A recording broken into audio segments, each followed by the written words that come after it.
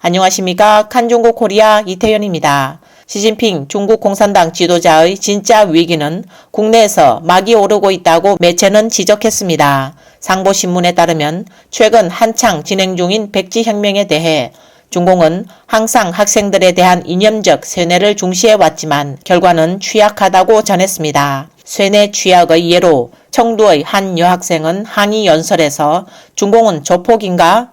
왜 사람들이 진실을 말하도록 하지 않습니까? 왜 다른 나라들이 중국에 인권이 없다고 말하는지 이제야 알겠다고 절망했습니다. 뿐만 아니라 해외에서 유학하는 중국인 유학생들도 최근 중국 내 항쟁을 성원하고 있고 자유아시아 라디오 방송 등 해외 중국어 매체들도 최근 일부 중국인 유학생들을 인터뷰했습니다. 그중 영국에서 3년간 유학한 에블린은 예전에는 유학생 중에 중공에 세뇌당한 샤오퍼농의 비율이 높았다고 여겼지만 서퉁차오 사건 이후 많은 유학생이 변화하기 시작했고 침묵하던 유학생들은 더 이상 무서워하지 않는다고 말했습니다. 동시에 그녀는 사퉁교의 용사 펑짜이저우가 베이징 거리에 자유와 존엄을 원한다는 현수막을 내건 후 나서기로 결심했다고 밝혔습니다. 또한 미국 UCLA 캠퍼스에서 중국의 백지혁명을 실명으로 응원하는 왕하는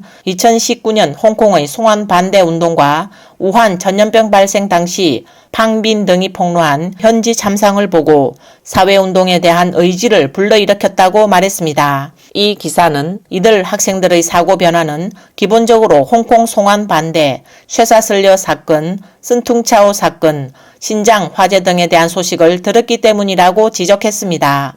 공산당이 당원과 일반 민중에 대한 쇠뇌 방식은 모두 사이비 종교의식의 강제적인 방법이며 수단은 강하다가도 부드럽게 가하고 그러다가 강하게 주입하곤 합니다. 그러나 일단 국내 아이들이 외부 세계를 접촉하여 역사의 진실을 알게 되고 보편적 가치를 받아들이면 공산당의 쇠뇌 효과는 순식간에 무너지는 것을 보여줍니다. 실제 최근 몇 년 동안 그러한 구체적인 사례가 많이 있었습니다. 신장 위구르인의 강제 노동에 대한 보고서 작성에 참여한 호주 출신 중국계 전 기자 쉬슈종, 유럽으로 망명한 중국 청년 왕징위, 중국인 여성 감독 자오팅 등입니다. 그러나 일부 젊은이들의 각성 효과로 인해 중공은 이미 더 어린 세대를 겨냥하고 있습니다.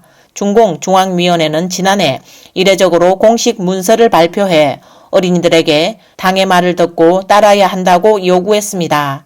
영국 파이낸셜 타임스는 지난해 10세 정도의 어린 학생들에게 시진핑 사상을 배우도록 했다고 보도했습니다. 그러나 중공의 폭정 자체가 오래가지 못할 것이며 국내의 위기가 임계점에 도달했기 때문에 이미 늦었을 수도 있다고 신문은 전했습니다.